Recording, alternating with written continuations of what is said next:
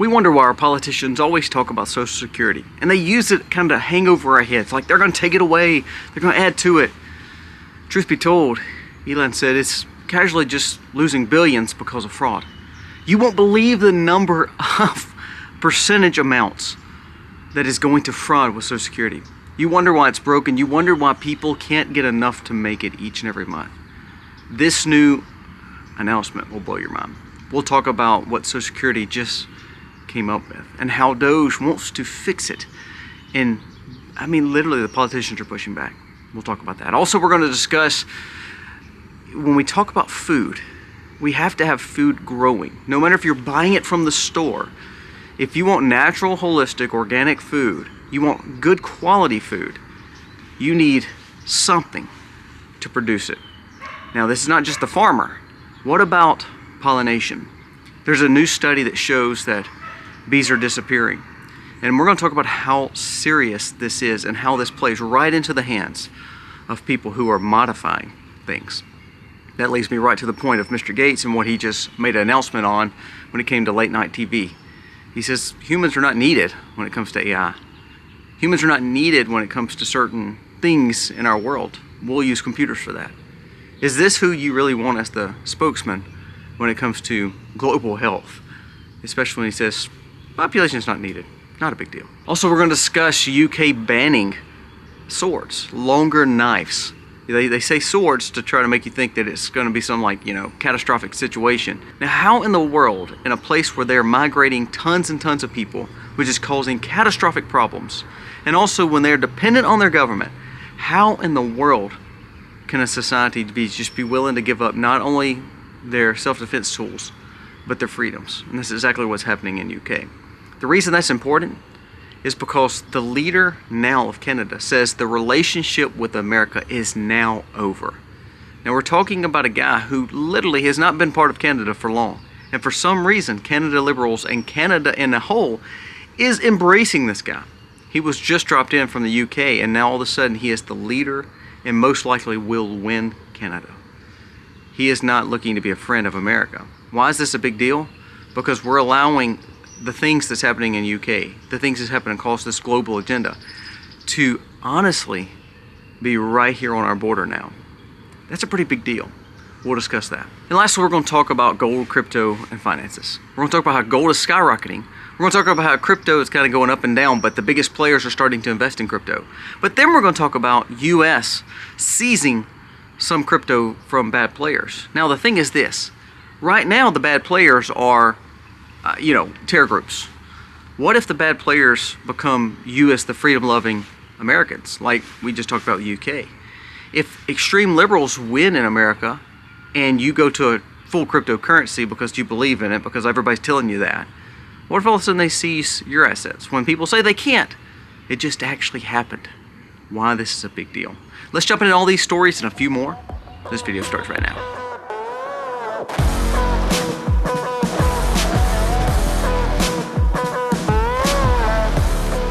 Hey guys, welcome to the channel. Thank you so very much for being here. Again, we're humbled by your support each and every day. I never want to go without saying thank you for being here. We're so grateful. If you are liking this content, please give us a thumbs up and comment below. Tell us what you think. Subscribe to the channel.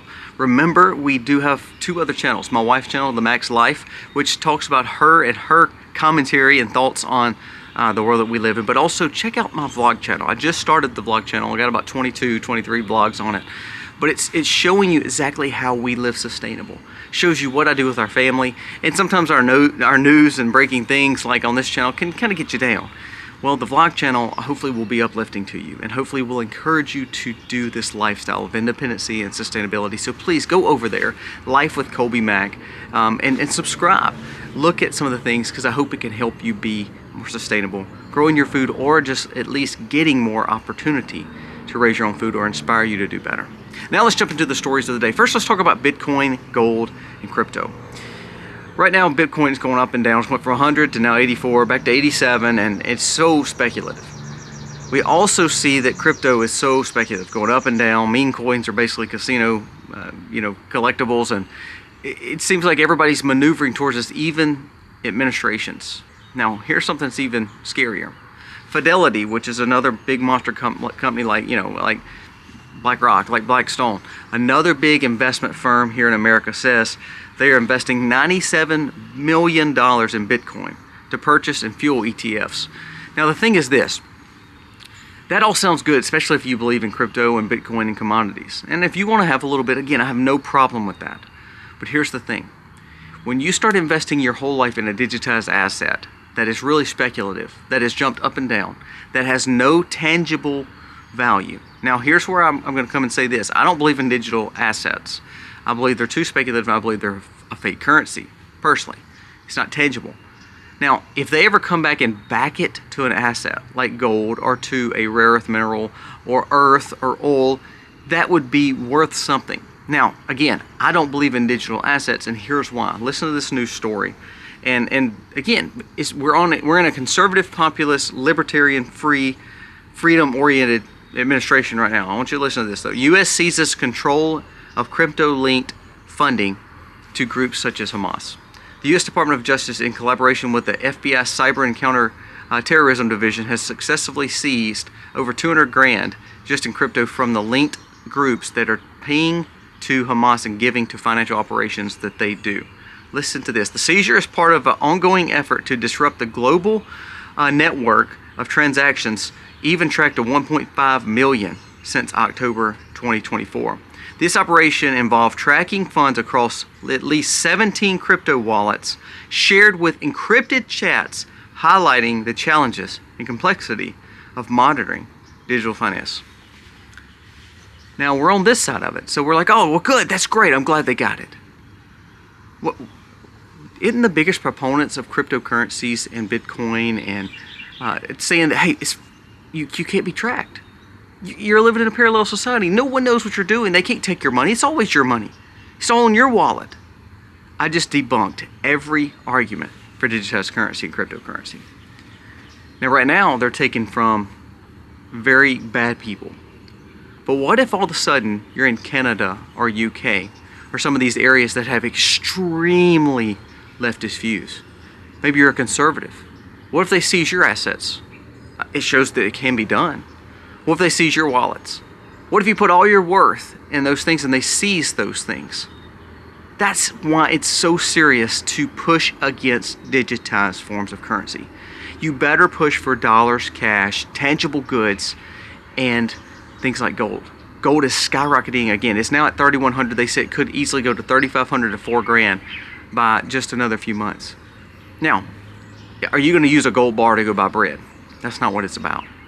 But if I'm putting my wealth in something, I would like it for it to be tangible, but also not able to be seized on the World Wide Web or looked at as saying, okay, I can see where he spent this and not spent this. I'd love to know that my assets are my assets and not for the government to look over. The thing about cash, gold, and other tangible goods, like even the gardens, the livestock, when I have those things, they're mine. They are mine. What we just realized with that crypto transaction. Again, right now we have conservative leaders, so they're going after groups that are wanting to harm us. But what if all of a sudden you become the group that is pushing for conservative libertarian freedoms, and you have an extreme leftist or extreme liberal or extreme communistic style government in power?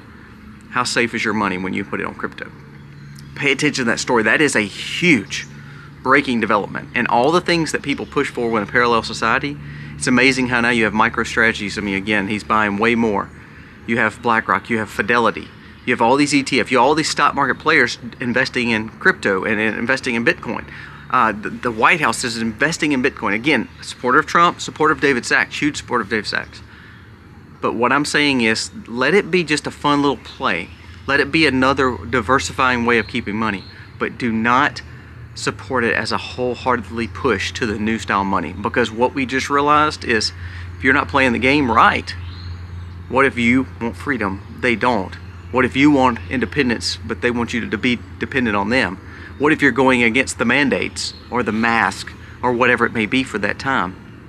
They can seize your assets, and that just shows the proof of it right there. FBI, along with DOJ, just did it. Before we go any further, a word from today's sponsor, and again, stick around, some great stories coming up about things that we need to be in knowledge of. Have you ever Googled yourself and literally your family members and information of yours came up? The question always comes to mind is how much of my public information is actually on the World Wide Web, on the internet where people could just access it. Not only that, think about all the spam calls you get, all the spam emails you get. I get several a day and have to block and block and block. That's where my friends at Aura, the sponsor of today's video, can help. Aura will help remove your personal information from data brokers and people searching sites to sell your information from and to identity thieves and scammers and more. Aura monitors your personal data, including your social security number, your house number, your phone number. And not only do they check it and monitor it, they will alert you if all of a sudden they find that your information has been compromised. Also, Aura VPN. VPN protects you on the internet, and this was with military-grade protection when it comes to Aura's VPN. It blocks all scam and phishing sites from getting your information in your accounts. What about an antivirus? What about a password manager? 24/7 US-based support. I get all this in one app called Aura. I do not want to leave myself vulnerable. We talk about it all the time. We live in a digitized world. The last thing I want to do is protect my home and not protect myself online. Check out aura.com/themax today.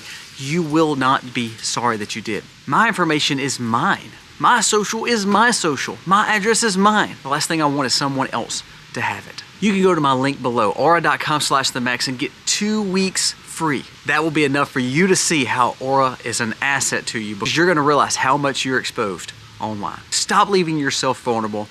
Check out Aura today. Link is in the description. Thank you so much, Aura, for sponsoring today's video. Let's talk about the U.S. honeybee mortality rate. Now, for a lot of times people think, well, that's stupid. Who cares about honeybees? I don't want to be stung. I don't want to be apiary. Honeybees and pollinators account for crops, natural organic crops, to be pollinated, to grow, to produce fruit. Without pollination on the typical heirloom or non-GMO fruit or vegetable, there is no crops. Without crops, there is no agriculture. Without agriculture, there is no livestock. Without livestock, there is no food. You talk about famine, you talk about major depression and chaos. What if all of a sudden you take the food down to nothing? Here's the story. Everybody's like, well, I wonder what's hurting these bees.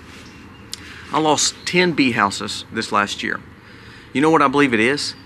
The stuff that we have going along spraying in our skies, the pesticides and herbicides that we're putting on our crops, the modification of crops and how bees can't pollinate on it. My favorite is when I hear somebody, a farmer, conventional farmer, say, I don't have to worry about varmints, rodents, animals, insects getting on my corn or my soybean because we have developed this new crop and this new insecticide and this new pesticide and this new herbicide and this new fertilizer that makes a beautiful ear of corn. When it's so pretty that the animals won't eat it, when it's so pretty that it does not need pollinators that God blessed us with, when it's so independent of modification to where your seeds are worthless because they don't need them anymore, they've made their own in manufacturing hubs, then you know we've reached a breaking point. Honeybees are dying because you have farmers, and I say farmers with a very, very, very lenient terminology there. You have people who farm for a living, especially big ag, who is pushing certain things to put and spray on their crops. Things that are going in our skies, things that, I think of crop dusters and things like that. Think about how dangerous that is for the bee population and for other pollinators like butterflies. Without pollinators, my squash wouldn't grow, my blueberries wouldn't grow. Without pollinators, my tomatoes wouldn't grow. We have to have pollinators. I'm literally sitting right here, and there's bees. I know you probably can't tell, but that's a blueberry bush right there. There's bees all over that. Bumblebees, honeybees. There was a butterfly a while ago flying around. When we start harming birds and pollinators, what we're doing is we're actually committing a dangerous precedent to our environment, and we are going to stop the movement and the making of food naturally. What happens when we don't have agriculture? What happens when we don't have livestock? What happens when we don't have non-GMO organic heirloom seeds that need cross-pollination? Then everything that Mr. Gates and a lot of these other big ag have done has produced GMO modified seeds to where then you are going to be at their beck and call. You know, one thing I've learned since we're sustainable farmers, I can take my seed and I can take things that I grow and I can produce them year over year because we've learned how to save seed. We learned how to produce seed. Misty just had a video the other day where she was trying to do the same thing with some of the things that we've bought, some of the fruit trees, because we've had very productive fruit trees, and then we've had some not so productive. Then we've had some that we've bought and we've grown and they've done great with organic compost and soil. But because some of those seeds and some of those things that we personally didn't grow, we've had for years, we can't reproduce what it's given us. What happens is we have developed crazy seeds and sterile seeds, and we've hurt our pollinators because we've developed some new innovation into gardening and techniques. And what it's going to do is going to be our demise, because now we're seeing the honeybees, the supply of honey, fall. Now honey's just one thing about a bee. It's a beautiful thing. It's medicinal, it's beneficial to your health, it's a metabolism booster, propolis is good, wax is good. There's so many things with the bee that's great. But the biggest is it ultimately feeds you because it's pollinating your crops. When the bee population goes down, look for tougher times for farmers to make it, especially rural farmers. Look for true holistic food to be hard to get. And now we're producing that. Listen to what Mr. Gates just said on late night television. Jimmy Fallon said, we still need humans, right? I mean, AI is not going to take over, and we still need human interaction. And he said, well, not for most things. We'll decide. We'll decide. Listen to that. We will decide. There will be some things that we will reserve for humans, but in terms of making things and moving things and growing food, over time, those things will probably be solved by basic innovations. We will solve all those problems. No farmer, no real food. More manufacturing hubs for Mr. Gates. Remember, he's buying all the farmland up. And so what he's doing is he's buying his competition to where if there's no bees, you're not getting regenerative ag. If you don't have farmland, you can't grow it. So therefore, you are dependent on a system. Honeybees' mortality rate is probably the biggest story that should be talked about. It's kind of like the chicken and the egg thing. Without a cheaper protein, without the bees, what we're doing is we're going to see a dangerous famine and a dependency on someone to provide your food for you, and that is dangerous. The last thing I want to talk about is dealing with UK and Canada. UK just came out and they're basically banning, it's kind of a unique thing because the way they've got it actually said is UK is banning ninja swords. And it says really what they're doing is banning ninja swords, but it's because of a knife issue that they're having. Well, because they've taken all the weapons away from people. Well, guess what? What this proves is just like the argument with America. This proves that your bad guys still get opportunity to get things that are legal. They still can get what they want to cause mischief and mayhem. No matter what you ban, they're still causing problems. So all the laws that you write is going to affect the good guys from not getting things to defend themselves, but it's not going to affect the bad guys because they're going to still be able to get what they want. Now the reason I want to bring this up is this. It says, the UK government has announced the ban on ninja swords to combat knife violence because of situations. They call it the Ronin Act, and it kind of goes from this where we think of knives. I mean, we think of ninja swords as like some, long 20-inch, blade that like a ninja would have. But if you really read the law, most of it's even banded down to knives. Now, here's why this is a big deal. If we develop a whole country like Australia and UK and a lot of Europe has done, to where people can't defend themselves, if they have no way to have self-defense, if they have no way to actually provide for themselves, I think of hunting and think of things like that. If we have no way to do that because we've regulated and banned it, what did I say? The bad guys will still get their needs. The government will still get their needs, and the good guys will be left with nothing. This goes back to the dependency situation. What's happening is we have seen cultures literally give all their freedoms away, and what I don't want to see is America do the same thing.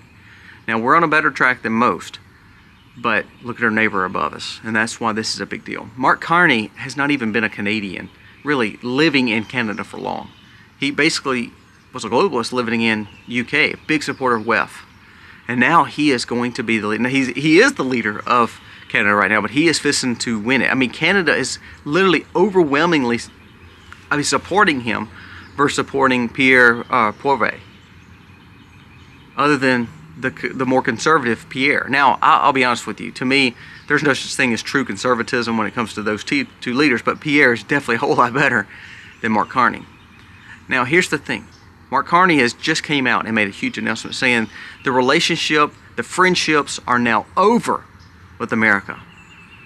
The guy that's one of the ones that owns one of the province leaders also said, we will cause the most problems because of these tariffs. We're going to cause problems for America.